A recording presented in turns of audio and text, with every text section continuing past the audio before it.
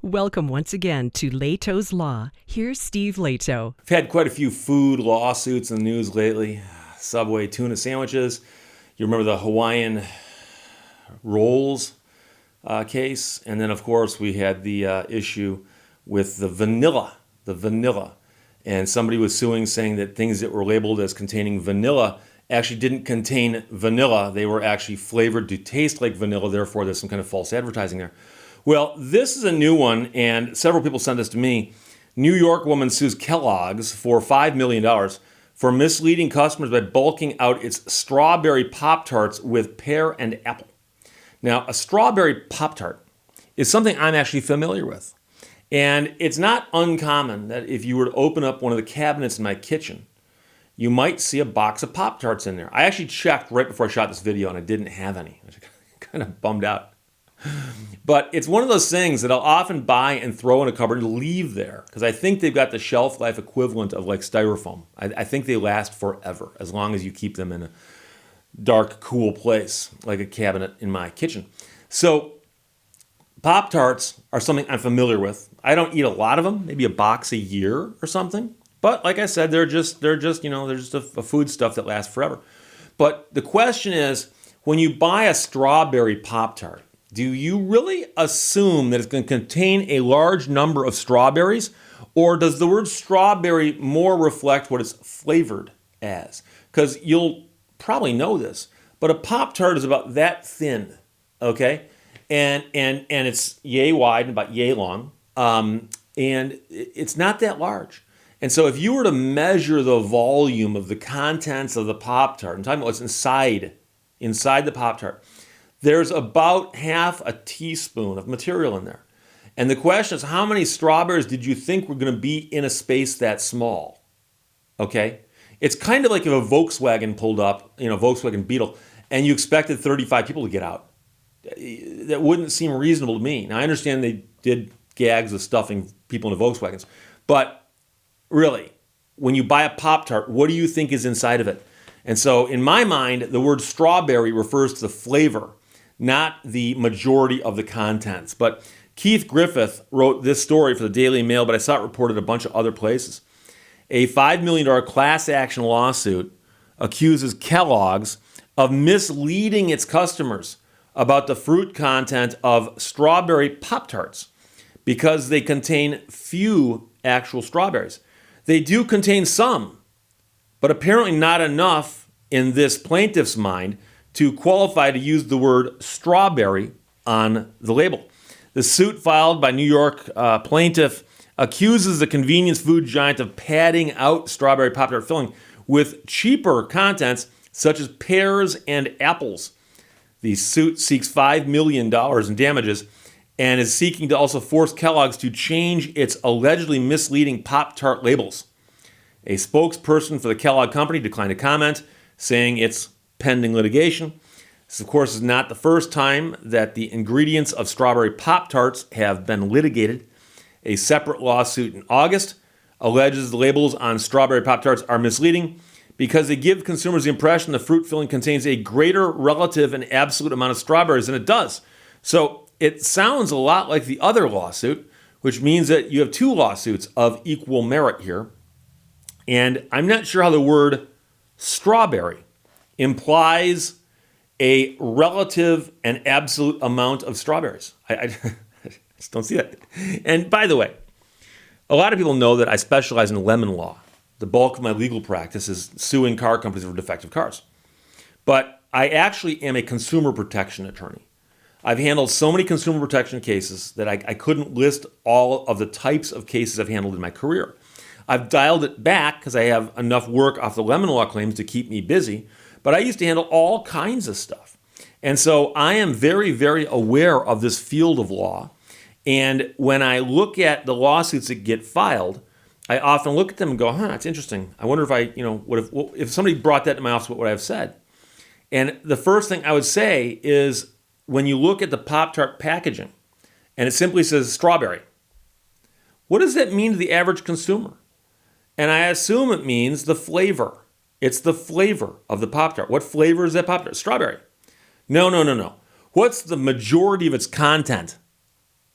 Who asks that? What flavor is it? What flavor is it? It's strawberry flavored. Now, the interesting thing is, I was kind of surprised to learn Pop-Tarts actually do contain some strawberries. It's not just strawberry flavoring. So the federal class action suit was filed in Illinois regarding the other case, because one was filed in Illinois, one was filed in New York, and points out that the ingredients list in the highly processed breakfast food reveals that they contain less than 2% strawberries, but also contain pears and apples. But the fact that it says it contains less than 2% on the backside of the packaging, and nowhere does it say contains more than 2%, I'm not sure how that would be misleading. Now, the Illinois case seeks to create a class of plaintiffs in Iowa and Arkansas also, points out that strawberries are popular with consumers due to their health benefits and are more expensive than apples and pears. The question, of course, is how many people are eating Pop-Tarts for their health benefits? The quote here is, whether a toaster pastry contains only strawberries or merely some strawberries and a significant amount of other, less valued fruit ingredients is basic front label information consumers rely on when making quick decisions at the grocery store. And to me, that is a bunch of poppycock, because I'm not sure that anybody thinks that the Pop-Tart contains only strawberries. It's not called only strawberries Pop-Tarts. It's called strawberry Pop-Tarts. The product, common or usual name of frosted strawberry toaster pastries, is false, misleading, and deceptive because its filling contains a relatively significant amount of non-strawberry fruit ingredients, which are shown on the ingredient list. The problem, of course, is frosted strawberry toaster pastries. Is it a pastry? Yes. Can you jam it in a toaster? Yes. Is it frosted? Yes. Is it flavored strawberry? Yes. Does it contain strawberries? Yes. Sounds to me like truth in advertising 101. The suit claimed that a scientific analysis of Pop-Tart filling concluded that it likely contained even more non-strawberry fruit than actual strawberries. Again, I think most people buy the Pop-Tarts based on what they are flavored, not necessarily what the majority of the ingredients are. Can you imagine what would happen if they actually made them list what the majority of the ingredients were, or what the most common ingredient? I think you'd be scared to find out what are in hot dogs if they were forced to call them by the number one ingredient. So the lawsuit also alleged that the use of red dye number 40 further misled consumers by suggesting that Pop-Tart filling contains more strawberries than it actually does. So the fact that they dye the contents red, they find to be deceptive. The complaint notes that competitor brands of toaster pastries, such as the store brands of Walmart and Dollar General, clearly tell consumers that they are naturally and artificially flavored. There's no other way to flavor something, is there? There's the natural way and the artificially flavored way. Does anybody really think that a Pop-Tart, which has the shelf life equivalent, as I said, of styrofoam, actually contains nothing artificial? The suit claims that because Kellogg's exclusively promotes strawberries on its Pop-Tarts, the labels, consumers are likely to be duped into believing that it is higher quality than it is. The other thing I have to point out to you is the question is, this class, if it were to actually exist, should only consist of people who are first-time buyers. Because anybody who buys a strawberry Pop-Tart and eats it, and then goes back later and buys more, knows what they're getting. And by the way, I'm not belittling the strawberry Pop-Tart. Pop-Tarts serve a very, very important function. Because you can buy a box, stick them in a cupboard, and leave them there forever. And so you know what they are. And the idea that there's something, and by the way, if you haven't seen Pop-Tarts the way they're packaged, when you open the box up, they're in these foil envelopes that look right out of the Apollo space program. And then you rip that open, and then there's two uncooked Pop-Tarts, and you put those in your toaster, and you hit that, come back, a little bit later if you hear the pop, and you eat your Pop-Tart, okay? Be careful because filling gets hot. But the notion that somebody is buying Pop-Tarts because they've been influenced by the word strawberry, and they don't realize that there's not like 9 pounds of fresh strawberries in there. I don't really think that's an accurate description of today's consumer. Pop-Tarts were first introduced in 1964, months after Kellogg's competitor Post introduced its rival toaster pastry known as the Country Square. The Country Square. Don't remember that. First promoted in commercials featuring an animated toaster named Milton,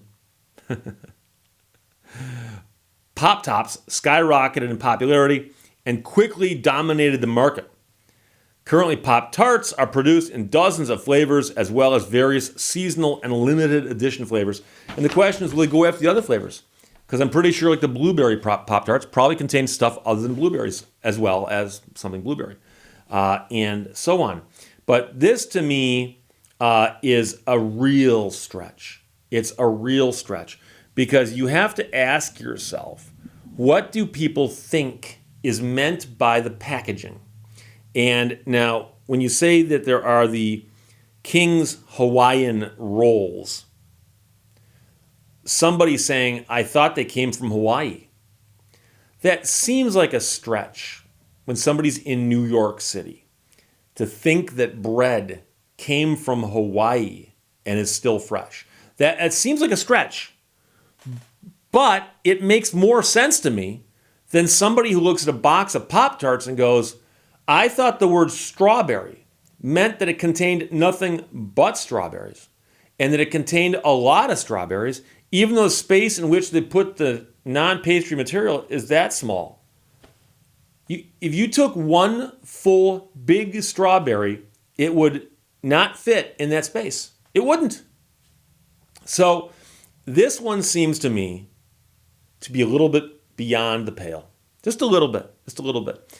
And I'll admit, the bulk of my cases, I represent the plaintiffs, okay?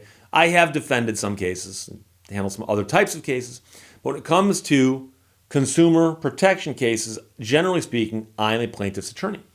So I tend to look at it from that point of view. But as part of my job, I've got to look at what the other side is going to say in response to a lawsuit I file. And I look at this and go, really? I would have thought the word strawberry meant flavoring. And if it contains any strawberries, great.